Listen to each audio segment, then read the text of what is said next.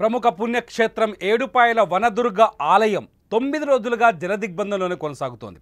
Singur project నుంచి భారీగా నీటిని దిగువకు విడుదల చేయడంతో మంజీరా నది ఉగ్రరూపం దాల్చింది. దీంతో ఏడుపాయల ఆలయ ప్రాంగణం మొత్తం వరద నీటిలో నిండిపోయింది.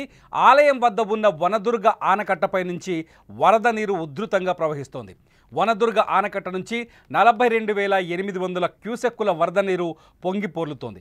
గర్భగుడి ముందున్న 3 పాయలు కలిసి ఒకే పాయగా, గుడి వెనుక ఉన్న 4 పాయలు కలిసి ఒకే పాయగా మంజీరా నది ప్రవహిస్తోంది. ఈ వరద ప్రవాహం నేరుగా ఆలయ గర్భగుడిలోకి ప్రవేశించి అమ్మవారి పాదాలను తాకుతూ రాజగోపురం ముందు నుంచి పారుతోంది.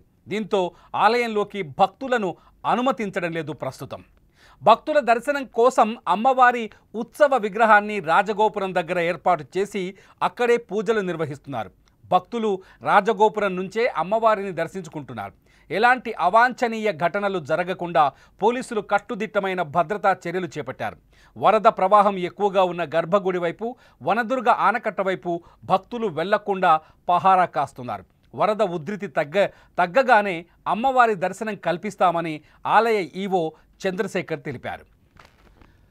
తెలంగాణలో కురిసిన భారీ వర్షాలు కేవలం ఏడుపాయల ఆలయం పైనే కాకుండా రాష్ట్రంలోని ఇతర నదులు, ప్రాజెక్టులపైన ప్రభావం చూపుతున్నాయి. ప్రాజెక్టుల గేట్లు ఎత్తివేయడం వల్ల దిగువన ఉన్న గ్రామాలు, పంట పొలాలు ముంపునకు గురయ్యే ప్రమాదం ఉంది. ఈ నేపథ్యంలో ప్రభుత్వం లోతట్టు ప్రాంతాల ప్రజలను అప్రమత్తం చేసి అవసరమైన సహాయక చర్యలను సిద్ధం చేసింది. నదీ ప్రవాహాల పక్కన నివసించే ప్రజలను సురక్షిత ప్రాంతాలకు వెళ్లాలని అధికారులు ఆదేశాలు జారీ చేశారు. స్క్రీన్ పైన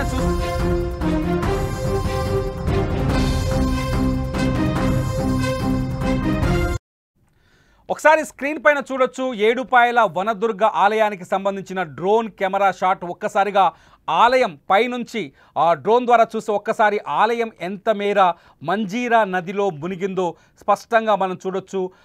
ఏడుపాయల అమ్మవారుగా పూజిస్తాం మనము, కానీ మొదటి 3 పాయలు, తర్వాత 4 పాయలు కేవలం 2 పాయలుగా మారిపోయింది ఇక్కడ మంజీరా నది.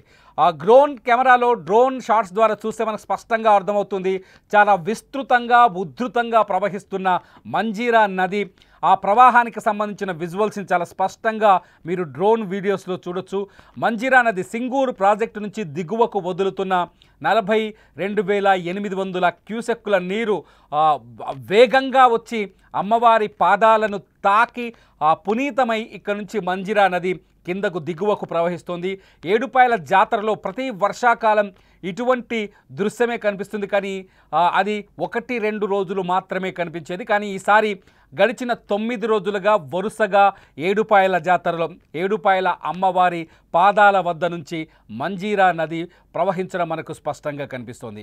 ఇటు ఆలయ గోపురం పైన, రాజగోపురం పైన అమ్మవారి ఉత్సవ విగ్రహాన్ని ప్రతిష్ఠించి అక్కడే ధూపదీప నైవేద్యాలు అందిస్తున్నారు. అమ్మవారి విగ్రహం వెనుక వైపు నుంచి ఉధృతంగా ప్రవహిస్తున్న నదిని కూడా మనం చూడొచ్చు. ప్రస్తుతానికి ఏడుపాయల జాతర సిచ్యువేషన్, ఈ ఉప్పొంగుతున్న మంజీరా నదిని, అట్లాగే ఆలయంలో ఉన్న నీటి అంటే అమ్మవారి పాదాలను తాకుతున్న ఆలయ పరిసరాలను చూసేందుకు భక్తులు అక్కడికి వస్తున్నారు. అందుకనే కొన్ని కఠినమైన రెస్ట్రిక్షన్స్ పెట్టారు.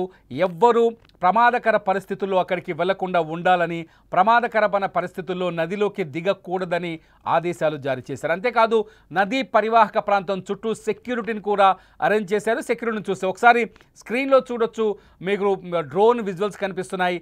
ఏడుపాయల జాతర దగ్గరున్న సీన్ చూస్తుంటే 2 కళ్ళు సరిపోతాయా అనే రీతిలో కనిపిస్తుంది అక్కడ దృశ్యం. డ్రోన్ కెమెరాలో రికార్డ్ అయిన ఈ విజువల్స్ ఎక్స్క్లూజివ్గా మీరు సుమన్ టీవీ కెమెరా స్క్రీన్ పైన చూస్తున్నారు. 2 కళ్ళు సరిపోవేమో మంజీరా నది అందాలను చూడడానికి. పచ్చని ప్రకృతి మధ్య ధీటుగా పెరిగిన చెట్ల మధ్యలోంచి ఉప్పొంగి ప్రవహిస్తూ నేరుగా అమ్మవారి పాదాలను తాకి మంజీరా నది కిందకు దిగువకు ప్రవహిస్తున్న ఈ సీన్ చూపర్లను ఆకట్టుకుంటోంది. ఈ వీడియో ప్రస్తుతం సోషల్ మీడియాలో కూడా వైరల్ అవుతోంది. ఎవరైనా సరే ఏడుపాయల జాతరకు వెళ్ళేటప్పుడు అక్కడికి వెళ్ళాలి అనుకునే వాళ్ళు జాగ్రత్తగా ఉండండి. అంతేకాదు అక్కడ అధికారుల సూచనలను తప్పకుండా పాటించండి.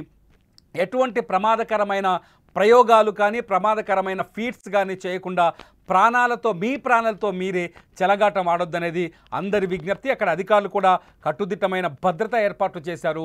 నదిని కానీ అమ్మవారిని కానీ చూసేందుకు వచ్చే వాళ్ళకి అక్కడ కొంత సంబరం కనిపిస్తోంది. ఏడుపాయల జాతరకు వెళ్ళే వాళ్ళు మాత్రం పిల్లల పట్ల, ముఖ్యంగా యువకుల పట్ల, ఈత సరదా ఉండే వాళ్ళ పట్ల జాగ్రత్తగా ఉండటం బెటర్. ఎందుకంటే వరుస ప్రమాదాల్ని మనం కంటిన్యూగా చూస్తున్నాం.